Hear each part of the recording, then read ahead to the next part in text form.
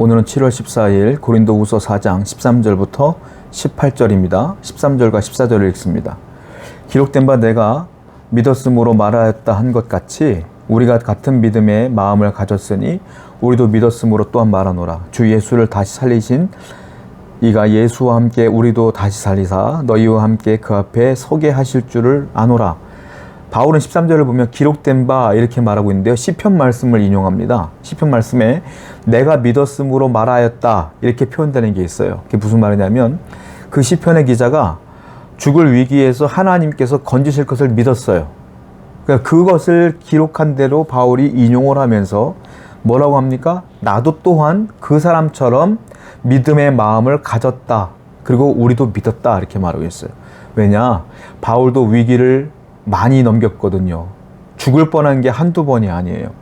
그 죽을 뻔한 위기를 넘길 때마다 하나님을 향한 그 믿음으로써 이겨냈다라고 바울이 얘기를 하고 있어요. 그러면서 바울은 여기서 끝나지 않고요. 14절에 보면 이것을 부활신앙과 연결시켜서 얘기합니다. 14절에 보니까 내가 결국은 나중에 예수님과 함께 더불어 다시 살아날 것이다 라고 표현하고 있는 것이죠. 여러분, 우리가 환난과 어려움에서 이길 수 있는 방법은 뭐냐면 믿음을 갖는 것인데 그 믿음, 특별히 어떤 믿음이냐? 부활신앙, 부활의 믿음을 가져야 된다. 내가 지금 죽어도, 당장 죽어도 하늘나라에 가서 천국에서 소망을 누릴 것이며 내 육체는 나중에 다 다시 부활하리라. 이런 믿음이 확실하게 있으면 어떤 위기에서도 흔들리지 않을 수 있다라고 바울이 얘기하고 있어요. 그래서 성도는 부활신앙이 굉장히 중요합니다. 여러분들이 부활할 것을 믿으셔야 돼요. 지금 현재 어떤 고난을 만나든지 간에 이 부활신앙으로 승리하시는 여러분 되기를 축원드립니다. 15절입니다. 이는 모든 것이 너희를 위함이니 많은 사람의 감사로 말미암아 은혜가 더하여 넘쳐나서 하나님께 영광을 돌리게 하려 함이라. 바울이요 이 복음 전파의 열정을 쏟는 이유를 설명하고 있어요.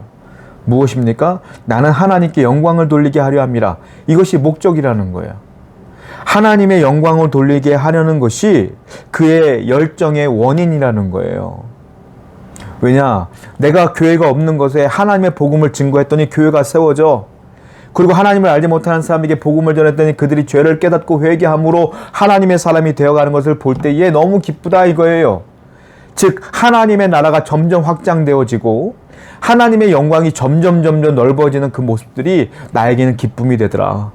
그래서 나는 그 영광을 위해 살아간다. 내 목숨도 아깝지 않다라고 바울이 얘기하는 거예요. 성도는 그러므로 분명한 목적을 갖고 살아야 되는데 그 목적은 무엇이냐? 하나님의 영광을 위해 살라. 내 목적이 아니라 하나님의 영광을 위해 살라. 내가 복음을 전함으로 사람들이 구원받는 것이 많아지면 하나님의 영광이 드러날 것이에요. 여러분들이 착하고 선하게 살면 사람들이 여러분들의 삶을 보면서 하나님을 찬양할 것이에요. 여러분들이 물질을 많이 얻고 그 물질을 헌금을 많이 하잖아요. 그럼 교회가 세워지고 선교의 열매가 맺어지면서 하나님의 영광이 드러날 거예요. 그러면서 성도들은 항상 하나님의 영광을 위해 살아야 한다라는 것입니다. 16절.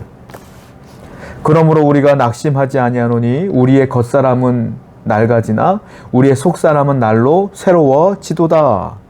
겉사람과 속사람을 얘기하고 있어요. 나는 어떠한 상황에 낙심하지 않는다. 왜냐하면 겉사람은 낡아지나, 즉 사도 바울은 환난을 당하면 당할수록, 매질을 당할수록, 죽음의 위기를 겪을수록 건강이 나빠집니다. 나이를 먹을수록 건강이 나빠집니다. 겉사람은 낡아지나 그러나 속사람은 날로 새로워지도다. 그러나 사도 바울의 속은, 그 영혼은 늘 새로운 거야. 그러니까 낙심할 수가 없어. 낙심은 이 속사람이 약해질 때 오는 거거든요. 사도 바울은 다른 말로 말하면 겉사람을 위해 산 것이 아니라 속사람을 위해 산 거예요. 그래서 그 영혼을 위해 산 거예요. 여러분, 성도가 이 땅에서 건강하게 승리하며 정말 하나님의 은혜 가운데 찬양하며 감사하며 사는 방법은 무엇입니까?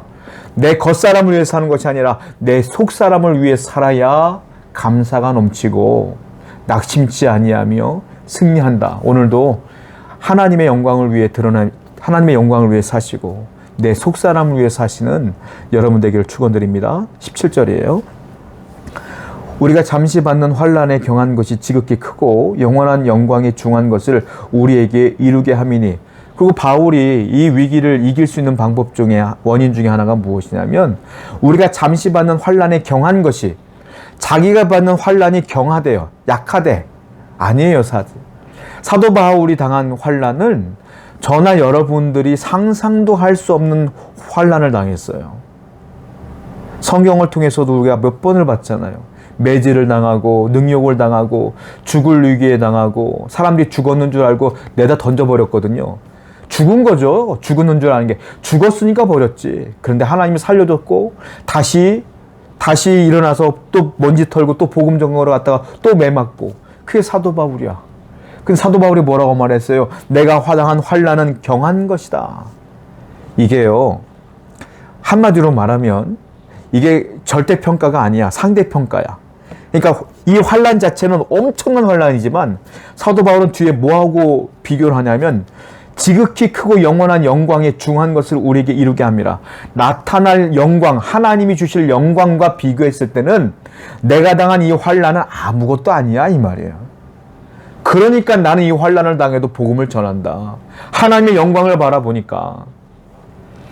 성도는요, 이와 같이 하나님의 영광을 위해 살아야 되며 내 속사람을 위해 살아야 되며 그리고 내가 당하는 환난과 현실을 보는 것이 아니라 장차 올 영광을 바라보며 하늘을 바라보며 살아야 된다. 그래야 이긴다 이거예요. 사도 바울은 그렇게 살았다. 18절 우리가 주목하는 것은 보이지 않는 것이 아니요 보이는 것이 아니요 보이지 않는 것이니 보이는 것은 잠깐이요 보이지 않는 것은 영원함이로다. 영원한 가치는 보이는 데 있지 않아요. 보이지 않는 데 있어요. 사도 바울은 보이는 것을 위해 살지 않았어요. 보이는 부동산을 위해 살지 않았어. 보이는 건강을 위해 살지 않았어. 보이는 물질을 위해 살지 않았어. 보이는 인간관계, 인맥을 위해 살지 않았어. 보이는 권력자들을 위해 살지 않았어. 보이지 않는 천국을 위해 살았어요. 보이지 않는 하나님의 영광을 위해 살았어요. 보이지 않는 하나님의 마음을 위해 살았어요. 보이지 않는 것이 영원한 가치다라고 바울이 얘기하고 있어요. 성도 여러분, 우리는 보이는 것이 아니라 보이지 않는 영원한 가치를 위해 살아가는 성도가 되어야 될 줄로 믿습니다. 기도합시다. 보이는 것이 아니라 보이지 않는 것을 위하여 애쓰고 힘을 쓸 수 있도록 도와주옵소서. 예수님의 이름으로 기도드렸습니다. 아멘.